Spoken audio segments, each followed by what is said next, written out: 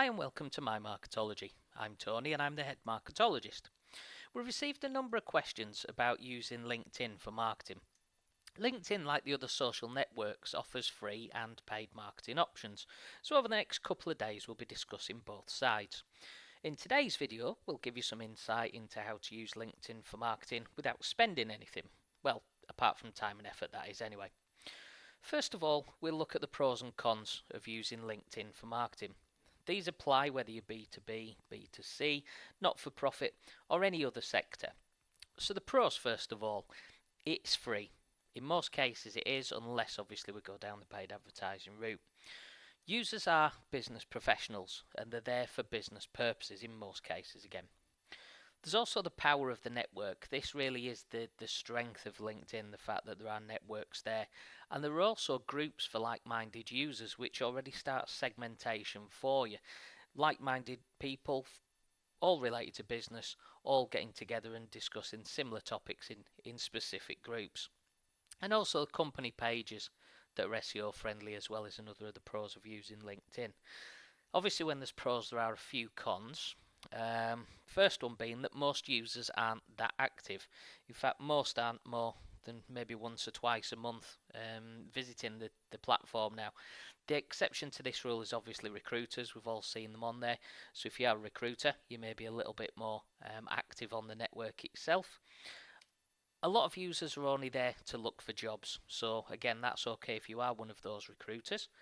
To reach further than your circle of connections or page followers, you are going to have to pay for advertising. To be fair, no different to a lot of the other social networks now as well. It is slowly becoming a little bit more like Facebook, so that is driving a few users away. Some slightly less professional posts are finding their way into the news feeds now, so that can be a slight con as well. But that being said, obviously there are a lot more benefits to using it rather than just those few pros that we've mentioned there. So first of all, a bit of a warning. LinkedIn marketing won't get you results any faster than any other marketing discipline that you use. There's no quick wins, there's no magic bullets, just like anywhere else. Even the paid options will take time for you to see and start seeing some return on that investment. Most people with LinkedIn accounts aren't using them every day. In fact, most don't even use them more than that once or twice a month. So you've got to bear that in mind, that if you're sharing updates, you're creating content, some of the things we are going to cover a little bit later on in this session, people aren't going to see everything that you do, and most of people that you're connected to aren't going to see anything that you do, so you need to keep up to it and keep sharing that content out. Now on LinkedIn, more connections doesn't necessarily mean more business and more reach for your posts as well. In fact, you can liken it to Facebook in that respect. There is one slight advantage to having a large network though. You may have seen the people that call them Lions, LinkedIn Open Networkers. They have quite large sets of connections and connection bases, and they do that because it sort of gives you access to extra audiences that you might not have if you're very, very selective on who you connect with. In fact, having a larger set of connections does reduce the number of third-party connections that you have, and they're the people that don't ever see anything that you do. They're not even friends of friends, if you will. So those third-party connections are the ones who aren't connected to you directly or by being connected to one of your existing connections. So a large network of first and second degree connections certainly does help with reach. Although again, because not everyone's using the network all the time, that again limits the reach back in again. So only connect with people that you know, or wait for people to ask to connect to you in most cases. LinkedIn can put restrictions on your account. They can even close your account down if you send too many connection requests to people who might turn around and say they don't know you. It is an option to ignore the connection request. When you do that, it does ask if you know that person as well. If you don't know them and you get flagged too many times, you can get your account shut down. So if you wait for connection requests to come to you first, you definitely limit the risk of that happening. And if you follow in the advice that we give through this session, there should be no issues on people actually wanting to connect with you in the first instance. Another thing that I'm sort of assuming is, and it's important for every channel that you use and every platform, I'm assuming that you already have objectives in place and a basic idea of a strategy that you're wanting to use. So hopefully you'll sort of know who you're wanting to contact, why you're wanting to contact them, and what you're actually wanting to get out of LinkedIn. Whether you know the ins and outs of doing that through the free options or paid options is another matter. We can go through that, but you need the objectives and at least a basic idea of what you're wanting to do with the platform itself. So first and foremost, your profiles need to be complete. And they need to be optimized for specific keywords and phrases as well. So just like SEO on your website, you want your profiles and also your company pages to appear when people are searching internally on LinkedIn. So you can also include showcase pages if you've got separate products, if you've got separate communities or different arms to your business. LinkedIn themselves, though, advise that company pages are set up to be SEO friendly. So make sure you're using relevant keywords, link to your website, and get active on there as well. So share suitable and relevant content for the audience that you're wanting to attract. Ask employees to follow your company page, ask customers and prospects to do the same, and don't forget to include a link to your company page from your websites, emails and social channels as well. So wherever you've got your sort of Facebook and Twitter logos, make sure you've got LinkedIn with them as well. It is a separate type of audience that does live on LinkedIn, so there's no harm in getting people across from those other channels too. So next tip will be to have a professional profile image rather than a company logo on your personal profiles. You can easily take those with a smartphone now as well, so you don't need to go into professional photo shoots. It just needs to be sort of a semblance of you rather than just a company logo or just a blank default image. Also make the most of the customized background image as well. Most profiles and company pages don't do that. If you've got an offer on at that time, make sure you're using it in the backgrounds, and it just adds extra awareness to people who may be looking at your profiles. Now your headline should include the main skills and keyword phrases that are related to your work as a professional, so that you can be found for them when people are conducting those LinkedIn searches. The main point to bear in mind here is that yourself and your employees' profiles are also acted as advocates and ambassadors for your company brand as well. So try to keep them working together rather than keeping personal profiles private and not allowing people to see and find out about you, really, and your employees. So fill in your contact information with up-to-date websites and your social networks as well. That obviously makes it easier for others to contact you as well.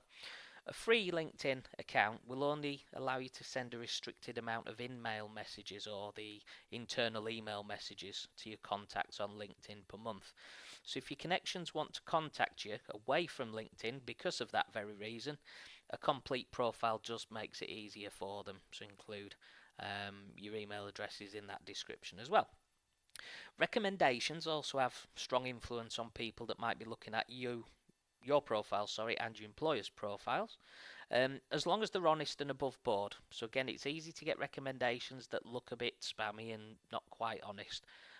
It's better to have ones from existing customers, from contacts, from people that have worked with you and your employees previously, because you can, as I say, easily spot the dishonest ones. It acts really as some social proof and helps to cement you as a respectable and credible thought leader. And your employees as well. So make sure everyone's got recommendations and they're making use of them to sort of highlight their own specialisms as well. Every employee is going to have a different skill set and they're going to be recommended for different parts of their skill set as well. So the next thing is the audience. So as we always advise with any of the digital marketing channels, you can't be effective unless you know who you want to target, why you want to target them, and how best to approach those targets as well. This applies to LinkedIn exactly the same. So our tip here is network first. Don't go in all guns blazing. People hate being sold to. This includes on LinkedIn especially. It's a professional network most of the time, although that is changing to a degree as I mentioned. Probably the biggest fail by marketers on LinkedIn is when they send connection requests that are accepted and they immediately send a sales message across, which is all about them and their products or services. This approach is why LinkedIn users are gradually spending less time on the platform. It's trick that the recruiters used for quite a long time. Connection request comes through, you accept it, and then immediately you're hit with sales messages. Resist the urge to go straight into sales mode yourselves if someone does accept a connection request from you. Network first. They haven't connected with you to buy your product or service. They can easily do that without connecting. So there's another reason why they've accepted that connection request. It may be because they want to increase the size of their audience and their connections as well. That's absolutely fine. Use it for that. Engage with them, interact with them.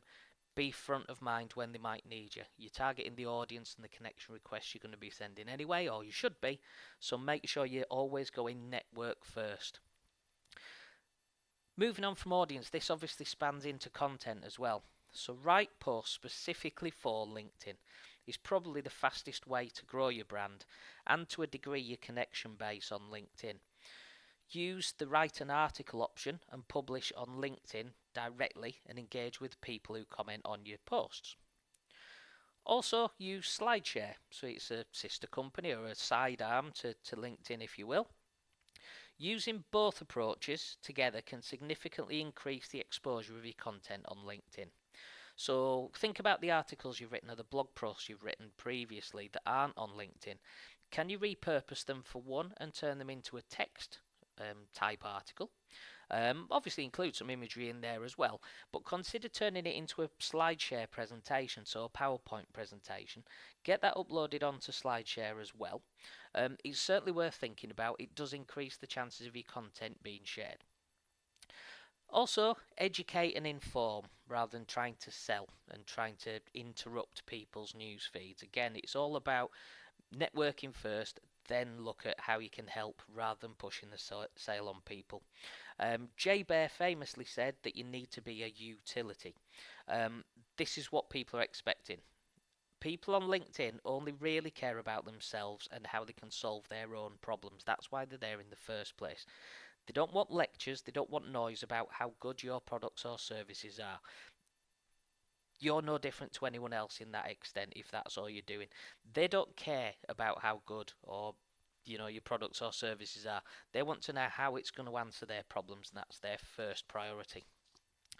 Make use of LinkedIn influencers. So again, you aren't going to start your company page and your LinkedIn marketing strategy with lots of followers in most cases. It takes time to build your audience up, so engage and interact with influencers who have already built communities of people who are also in your target audience. They aren't always going to be the obvious ones though, so consider who your own audience might also be following and engaging with. Whose content's giving them the answers to the questions and solutions to the problems. We've got an example on screen there of Danny Sullivan, who's one of the LinkedIn influencers, and as you can see, he was the founding editor at Marketing Land and Search Engine Land. So his audience are predominantly going to be digital marketers interested in SEO, potentially PPC as well.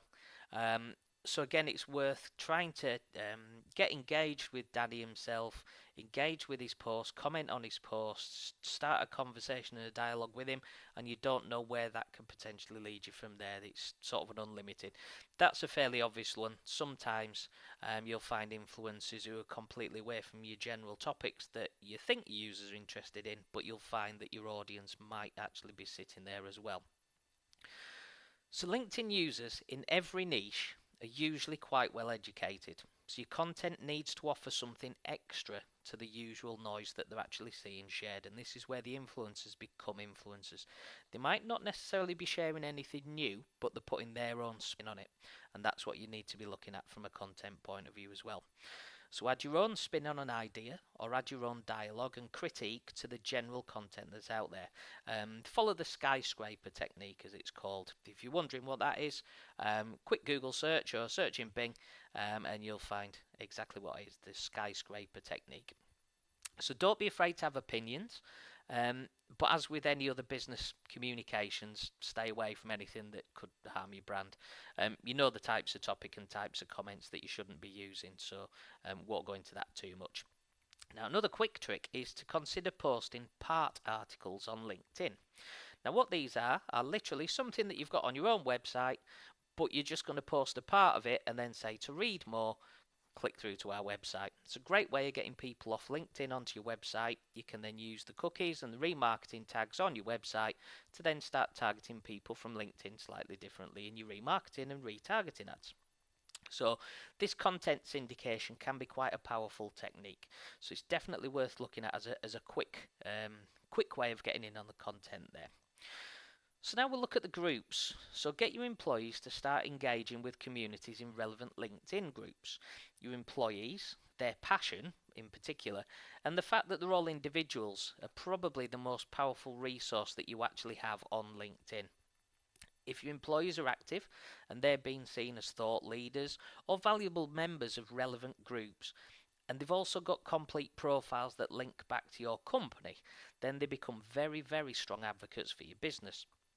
You could also consider creating your own groups. So consider using some of them as maybe private exclusive groups only for customers or for specific groups of people relevant to your business.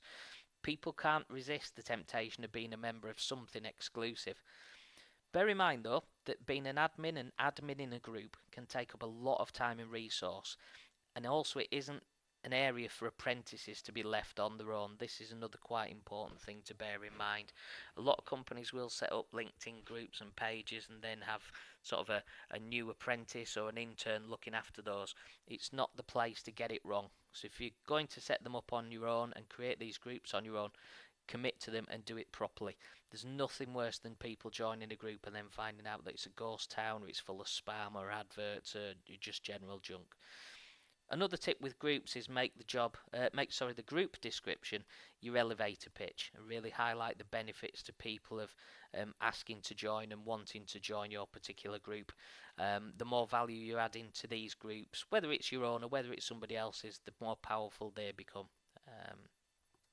So in conclusion, at the end of the day, LinkedIn is a social network and its power is in the connections and the interaction on it. You can only increase both of these, so the interaction and the communities, by creating, publishing and sharing great quality content that answers people's problems. It needs to be better than the best that is already on the platform as well. So again, look at the skyscraper technique for that. If you want to get the most out of marketing on LinkedIn, especially if you're looking to do it without paying for advertising, you need to remember a few basic rules which have been summarised by Ryan Biddulph.